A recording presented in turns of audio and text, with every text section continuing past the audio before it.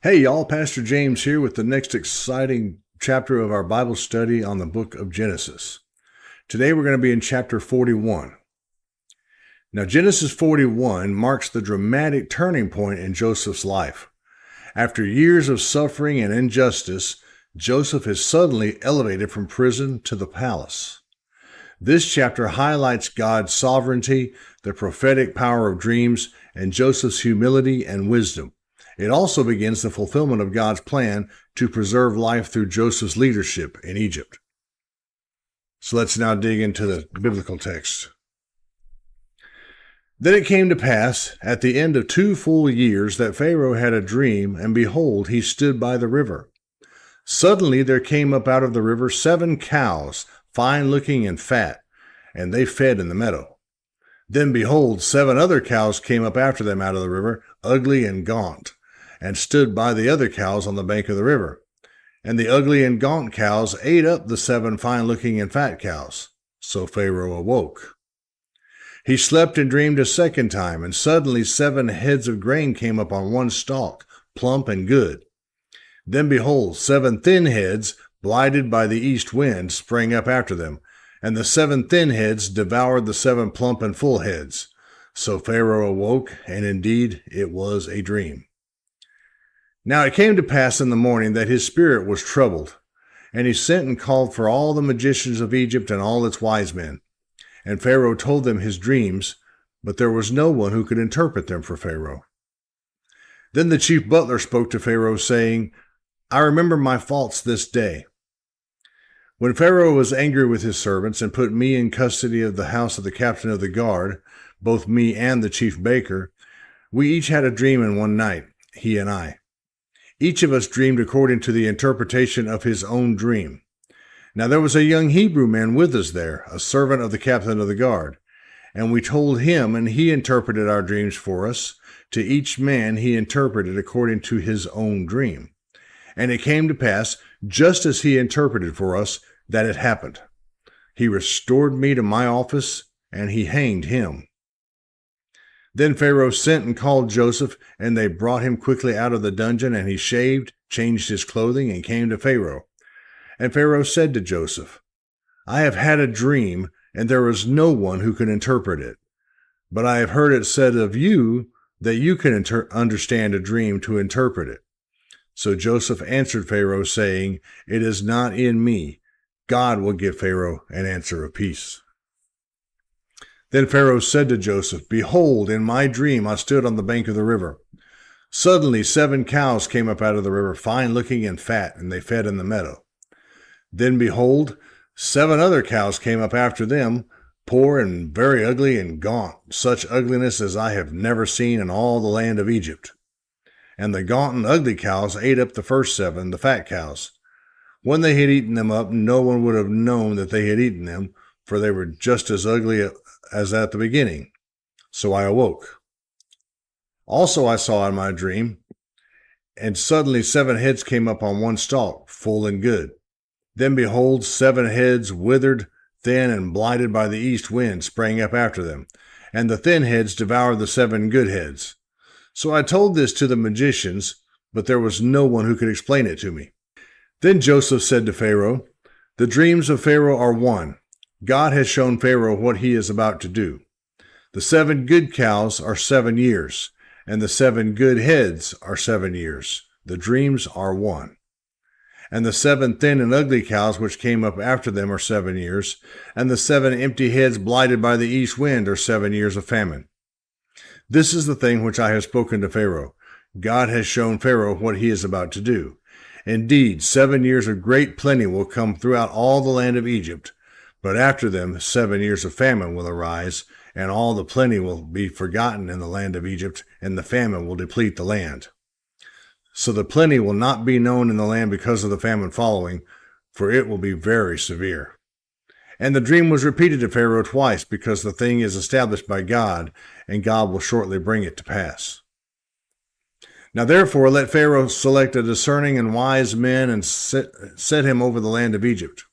Let Pharaoh do this, and let him appoint officers over the land to collect 1/5 of the produce of the land of Egypt in the 7 plentiful years. and let them gather all the food of those good years that are coming, and store up grain under the authority of Pharaoh, and let them keep food in the cities. Then that food shall be as a reserve for the land for the 7 years of famine, which shall be in the land of Egypt, that the land may not perish during the famine. So the advice was good in the eyes of Pharaoh and in the eyes of all his servants. And Pharaoh said to his servants, "Can we find such a one as this, a man in whom is the Spirit of God?" Then Pharaoh said to Joseph, "Inasmuch as God has shown you all this, there is no one as discerning and wise as you. You shall be over my house, and all my people shall be ruled according to your word. Only in regard to the throne will I be greater than you." And Pharaoh said to Joseph, "See, I have set you over all the land of Egypt." Then Pharaoh took his signet ring off his hand and put it on Joseph's hand, and he clothed him in garments of fine linen and put a gold chain around his neck. And he had him ride in the second chariot which he had, and they cried out before him, "Bow the knee." So he set him all over the land of Egypt. Pharaoh also said to Joseph, "I am Pharaoh, and without your consent no man may lift his hand or foot in all the land of Egypt." And Pharaoh called Joseph's name Zaphnath-Paaneah, and he gave him as a wife Asenath, the daughter of Potipharah, priest of On. So Joseph went out over all the land of Egypt. Joseph was 30 years old when he stood before Pharaoh, king of Egypt. And Joseph went out from the presence of Pharaoh and went throughout all the land of Egypt. Now in the 7 plentiful years, the ground brought forth abundantly. So he gathered up all the food of the 7 years which were in the land of Egypt, and laid up the food in the cities. He laid up in every city the food of the fields which surrounded them. Joseph gathered very much grain, as the sand of the sea, until he stopped counting, for it was immeasurable. And to Joseph were born 2 sons before the years of famine came, whom Asenath, the daughter of Potipharah, priest of On, bore to him. Joseph called the name of the firstborn Manasseh, for God has made me forget all my toil and all my father's house. And the name of the second he called Ephraim, for God has caused me to be fruitful in the land of my affliction.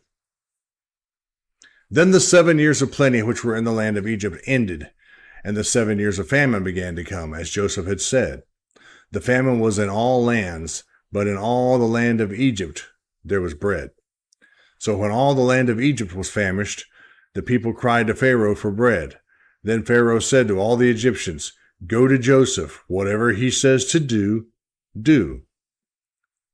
The famine was over all the face of the earth, and Joseph opened all the storehouses and sold to the Egyptians. And the famine became severe in the land of Egypt. So all countries came to Joseph in Egypt to buy grain, because the famine was severe in all lands. May God bless the reading of his word. Now let's get into our key themes for this chapter. The first one is Pharaoh's disturbing dreams. Pharaoh has 2 troubling dreams: 7 fat cows devoured by 7 thin cows, and 7 full ears of grain swallowed by 7 thin ones. None of Egypt's magicians or wise men can interpret the dreams, highlighting human limitation. The second key theme is the cupbearer remembers Joseph. After 2 full years, the cupbearer finally remembers Joseph and tells Pharaoh about his accurate dream interpretations in prison. Joseph is summoned, shaved, and changed, signifying both physical and social transformation. Our third key theme is Joseph's humble confidence. When asked to interpret the dreams, Joseph immediately gives glory to God, saying, "It is not in me. God will give Pharaoh an answer of peace." His response shows spiritual maturity, humility, and bold faith in God's revelation. Our fourth key theme is interpretation of Pharaoh's dreams. Joseph explains that both dreams are one message from God. 7 years of abundance will be followed by 7 years of severe famine. He stresses that God has shown Pharaoh what he is about to do, revealing divine control over global events. Key theme number 5 is a plan of wisdom. Joseph proposes a detailed plan. Appoint a wise man to oversee the land, store grain during the abundant years, and prepare for the famine. His proposal reflects foresight, administrative skill, and deep trust in God's providence. Our sixth key theme is Joseph's promotion. Pharaoh recognizes Joseph's divine insight and appoints him second in command over Egypt. Joseph receives Pharaoh's signet ring, fine clothes, a gold chain, and a new Egyptian name, Zaphnath-Paaneah. He also marries Asenath, daughter of a prominent Egyptian priest, signaling full integration into Egyptian leadership. Our seventh key theme is provision through the famine. During the 7 years of plenty, Joseph stores grain in abundance throughout all of Egypt. When the famine begins, the people come to Joseph for food, and his influence extends beyond Egypt as other nations come to buy grain as well. Our eighth key theme is the birth of Manasseh and Ephraim. Joseph names his firstborn Manasseh, which means God has made me forget all my toil. And his second, Ephraim, which means God has caused me to be fruitful in the land of my affliction. These names reflect both past pain and present blessing. Joseph sees God's hand in every part of his journey. And then our ninth key theme is God's providence and global purpose. Joseph's elevation is not just personal vindication. It serves God's global purpose to preserve life and set the stage for Israel's migration to Egypt. God uses dreams, delays, pagan rulers, and suffering to advance his redemptive plan. And that's all of chapter 41. We see here where Joseph initially started as a slave, having been sold into slavery by his brothers who were jealous of him and his favoritism by his father. And he ends up at the guard's house at the home of Potiphar, works for him for several years, and then ends up in prison. After 2 years in prison, Pharaoh needs somebody to interpret a couple of dreams for him. So the cupbearer remembers Joseph from when they were in prison together, and Pharaoh releases him, has him interpret the dreams, and realizes that he has probably interpreted them perfectly, and ends up making him second in command of all of Egypt. So to become second in command of all of Egypt and be the administrator of the land, coming from such humble beginnings, being sold into slavery, this is an amazing story of what happened with Joseph. So I hope you liked it. If you did, hit the notification and bell, hit the like button and subscribe button if you have not done so in the past. Come back for more. We've just got a handful more chapters in the book of Genesis, and then we're done with it. But I hope you keep coming back for the rest of it. Great chapter at the very beginning of the Bible with lots of great stories. Until we meet each other again for the next one, take care of yourself, and God bless you.